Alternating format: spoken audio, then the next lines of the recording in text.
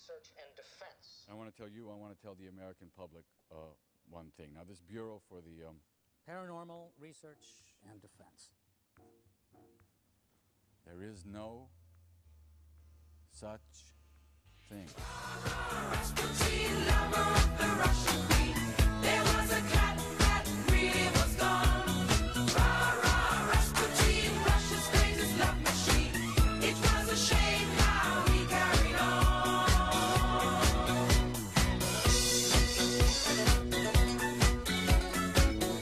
Salut à tous et bienvenue dans cette nouvelle émission du BPRD.centerblog.net, émission consacrée au premier numéro sur 5 de la nouvelle mini-série de l'ongoing BPRD Hell on Earth. Donc je veux bien sûr parler de BPRD Hell on Earth The Return of the Master, le premier numéro sur 5, donc fini les mini-séries, The Pick and Squinty Horror, The Devil's Engine, The Long Death, même si The Long Death c'était bien, c'était quand même une mini-série, les one-shot, Transformation of G.H. O'Donnell et tout ça. Non, ça y est, on revient sur une bonne grosse série qui va apporter quelque chose de neuf et d'intéressant à l'ongoing Hell on Earth. Donc, on s'égare. Petit tour du propriétaire avant de commencer, donc toujours dessiné par Tyler Crook. Toujours scénarisé par Mike Mignola et John Arcudi. Et la petite nouveauté, bah, c'est Ryan Sook. Il nous revient, Ryan, après avoir fait les couvertures la dernière fois, c'était sur Gods and Monsters, si je dis pas de conneries, toujours du cycle Hell on Earth. Ryan nous revient, Ryan Sook qui avait également signé une histoire courte dans le premier ou le deuxième volume BPRD, c'était même d'ailleurs à l'époque le premier à avoir dessiné le Roi de la Peur, si je dis pas de bêtises, le King of Fear, et le premier également à dessiner une histoire qui traite, on va dire de manière appuyée sur l'énergie Vril, voilà, le pouvoir Vril, qui est super important pour le peuple hyperboréen, mais là on s'égare. Donc Ryan, voilà, qui, je vous ai listé son CV dans l'Hellboyverse, donc nous revient pour 5 nouvelles couvertures. Et en parlant de couverture, donc oui, donc les couleurs également par Dave Stewart, ça change pas. La variant cover, parce qu'il y en a une, la Year of Monsters cover du mois d'août, parce que oui, on est en septembre, mais ce numéro-là est sorti en août. Donc, je vous la montre, donc en août, donc il reste plus que septembre, octobre, novembre et décembre, septembre, octobre, novembre, décembre, donc 4. J'ai super mal compté, c'est pas grave, donc il en reste plus que 4. Donc le BPRD face à des aliens super vénères venus sur Terre pour foutre le bordel, contrairement à E.T. qui était venu pour faire briller son doigt dans la forêt. Un petit peu tendancieux ce qu'il faisait ce E.T. Non, ces aliens-là, la Mignola, sont vachement vénères et une petite touche, moi je trouve perso, années 50, avec ces vieux films de science-fiction style La Guerre des Mondes. Donc je valide.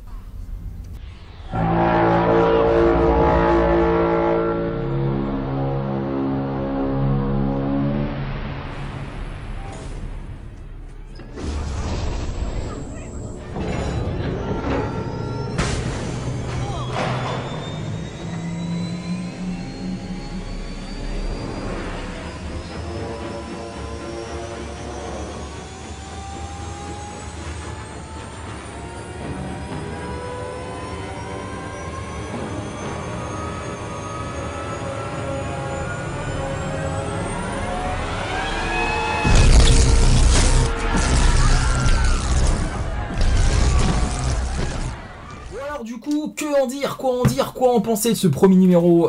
Donc c'est qu'un premier numéro, donc c'est-à-dire c'est le premier numéro d'une mini-série qui en comptera 5. Donc c'est un numéro qui pose les bases seulement, donc rien de palpitant là-dedans, mais ça pose des bases, mais ça pose de bonnes bases. Donc du coup moi à la fin j'ai dit ouh, j'ai kiffé, j'ai bien kiffé ce premier numéro. Donc on ouvre la première page et voilà sur quoi on tombe. Donc nous sommes en Norvège, non nous sommes en Écosse, pardon.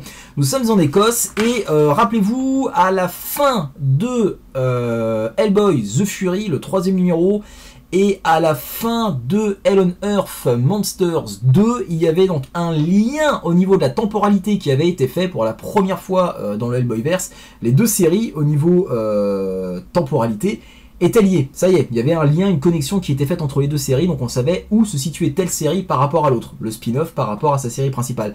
Donc du coup maintenant, on sait où on se situe juste après la fin de Hellboy The Fury 3, et donc du coup, juste après le cataclysme qui a frappé l'Angleterre. Donc c'est la première fois que ça arrivait, c'est pas pour rien, parce que du coup, dès qu'on commence la lecture de ce premier numéro, bah on sait à quel moment se situent les événements décrit dans ce numéro, c'est-à-dire juste après Hellboy The Fury 3, puisque on est en Norvège, et en Norvège, non, on est en Écosse, et on apprend en fait que la quasi-totalité de l'Écosse tente de se barrer du pays, suite aux événements qu'on a pu voir dans The Fury 3, c'est-à-dire l'Angleterre frappée par un cataclysme d'ordre biblique, la moitié du pays est ravagée, donc du coup tout le Royaume-Uni tente de se barrer, et c'est dans justement ce contexte-là qu'intervient un individu lambda, croisé à la fin de Hell on Earth Russia numéro 5, souvenez-vous, c'est même le mec qui est sur la couverture, le scientifique qui a réussi à s'échapper du génocide, massacre orchestré par Yossif et son boys band à la fin de Russia 5, bah le voilà, il est revenu, et il est vraiment ultra vénère le mec, puisque donc il arrive de Norvège, alors c'est décrit, il y a des soldats donc, qui voient le gars arriver et qui disent tiens, c'est quand même marrant, c'est quand même suspect, la moitié de l'Écosse tente de se barrer, et il y a un mec qui arrive dans l'autre sens, c'est ce qui explique que le mec soit tout seul dans ce sens-là, il y a un mec qui arrive en Écosse alors que toute l'Écosse essaye de se barrer, et ils expliquent qu'à ce moment-là, le mec arrive de Norvège. Pourquoi la Norvège? Alors, théorie, même si là, ça n'est pas expliqué dans le numéro, ce n'est qu'une théorie, mais la Norvège, rappelez-vous, dans Wake the Devil, c'est là-bas que s'était planqué le projet Ragnarok. Après justement l'échec du projet Ragnarok dans Seed of Destruction, après la mort de Rasputin, Cronen, Kurtz, Von Klemt et toute la clique s'étaient planqués dans un château perdu au fin fond de la Norvège, et c'est à ce moment-là que Zinko est arrivé. Le boss de l'époque de Zinko est arrivé et avait dit si j'ai croisé Rasputin sur une plage, et il m'a dit de venir vous voir et qu'on allait faire des fous, on allait foutre le bordel sur terre. Donc le mec vient de Norvège, bah du coup bah pourquoi pas, on pourrait s'imaginer que le gars est parti justement dans le camp fortifié de feu projet Ragnarok, puisque Cronen et Kurtz sont actuellement dans les locaux de Zinko, bah lui pourquoi pas pendant ce temps-là est parti donc de l'autre côté à la source, puisque justement on sait que les dessins funestes de ce type-là sont de ramener Rasputin sur Terre. Ça tient debout, donc est-ce que ce sera confirmé ou pas à l'avenir, on verra. Mais en attendant, donc le mec arrive, les soldats se disent c'est pas normal, on va lui poser 2-3 questions afin de savoir ce qu'il fout là. Au même moment, les chiens des soldats commencent à se transformer en monstres, ma foi, plutôt bizarres et pas très sympathiques.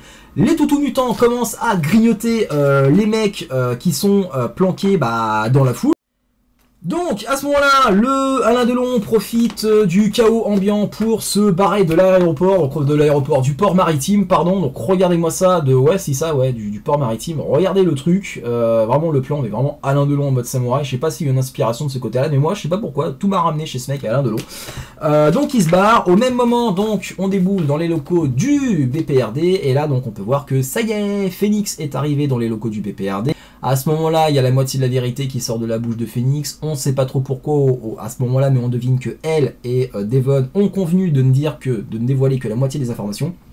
Sûrement histoire de tâter le terrain, parce que la meuf elle arrive, elle a quand même tiré sur Abe Sapien, donc faut faire profil bas en arrivant. On devine ça, même si on imagine fort bien que ce sera développé plus tard. Au même moment, donc, il y a Kate Corrigan qui suggère à Devon d'emmener Phoenix voir Panya, afin d'aider Phoenix à maîtriser ses pouvoirs de divination, parce que du coup ça peut être utile pour le BPRD, et puis surtout que l'on sait depuis pas très longtemps, lorsque l'on regarde le dessin de la nouvelle équipe du BPRD dessiné par Tyler Crook et qui ornera tous les numéros BPRD à partir d'aujourd'hui, que Phoenix va être un personnage récurrent de la série BPRD.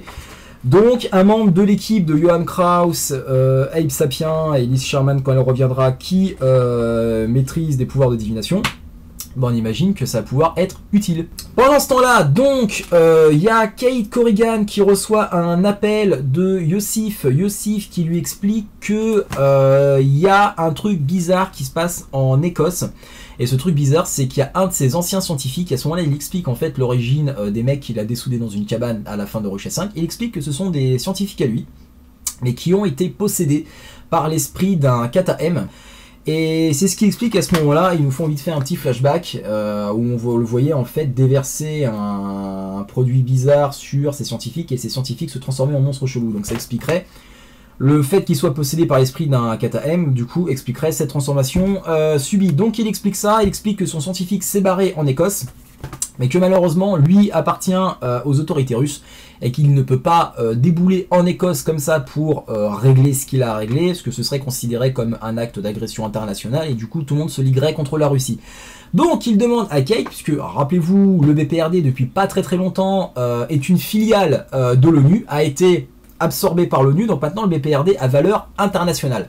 Donc il dit, vu que maintenant vous pouvez agir n'importe où comme bon vous semble, est-ce que vous pourriez me rendre ce petit service, aller là-bas et tenter de régler les choses. Ce à quoi Kate Corrigan, pour maintenir de bons rapports avec son confrère russe, lui dit, pas de problème mec, je vais envoyer une team là-bas et on va régler ton problème. Et la team, c'est qui? Parce que oui, donc à la fin de The Long Death, rappelez-vous, Carla Giroco avait promis à Johan Kraus de tout faire pour lui pourrir la vie, après ce qui s'était passé. Bah là on apprend qu'elle a eu gain de cause, que Johan Kraus a été évincé du BPRD, ou en tout cas a été mis à pied. Il a été mis à pied pour une durée indéterminée, donc maintenant il n'est plus un agent actif, un agent de terrain, il est juste un agent scientifique, et là on le voit à ce moment-là avec un gars du BPRD, sûrement un scientifique, en train de regarder le corps, son ancien corps qui avait été déchiqueté par Benjamin Desmieux, d'ailleurs on voit même les blessures sur son corps, donc en train de regarder ça, et ils expliquent en fait que il y a peut-être moyen de soigner son corps. C'est le mec qui expliquait à Johan Kraus, il fait donc qu'il y a de grosses blessures sur ce corps-là, mais les progrès de la science dans le secteur privé font qu'on peut peut-être arranger les choses. Donc à ce moment-là ça se termine là-dessus, wait and see. Donc le truc que ça suggérerait, c'est que Johan Kraus va peut-être récupérer le corps qu'il a perdu à la fin de The Killing Ground, à la fin de Champ de Bataille. Donc on verra à ce moment-là. Et donc du coup on revoit notre Carla Giroco, donc qui nous revient pour la première fois, dessinée par Tyler Crook, et qui va devenir sûrement le leader de l'équipe du BPRD qui va être envoyé en Écosse. Et ça c'est la classe parce que j'aime beaucoup Carla Giroco. Donc Giroco va monter une équipe, va partir en Écosse, donc Yousif est content, et à ce moment-là, et c'est là-dessus que se termine le numéro, on le voit en Russie en train de se saouler la gueule. D'ailleurs, un élément intéressant, on le voit sortir une bouteille, on le voit se servir un verre, mais on ne le voit pas boire. Le mec a la tête dans un bocal, on le voit se servir un verre, mais on ne le voit pas boire, et on le voit un petit peu pompette. Comment fait-il pour boire? Faudrait juste qu'on m'explique comment il fait pour boire alors qu'il a la tête dans un bocal. Ce n'est qu'un détail, mais ça m'a bien fait marrer à ce moment-là parce qu'on ne le voit pas boire, on le voit juste servir un verre et puis basta, tu vois. Et donc, juste après, donc voilà, il commence à raconter, à parler à Varvara. Donc il lui raconte des choses, mais on ne sait pas trop encore quel écho ça va avoir plus tard. Donc wait and see, mais voilà, il lui dit grosso modo, haha, tu fais moins ta maline maintenant. Rappelez-vous dans Abe Sapien, la balade du diable, l'histoire The Abyssal Plane, où on voyait justement Varvara envoyer Yousif dans un sous-marin pour escorter un casque d'un proche chevalier de l'époque. Le sous-marin a coulé et Yousif est devenu le zombie que vous avez pu voir dans cette histoire-là.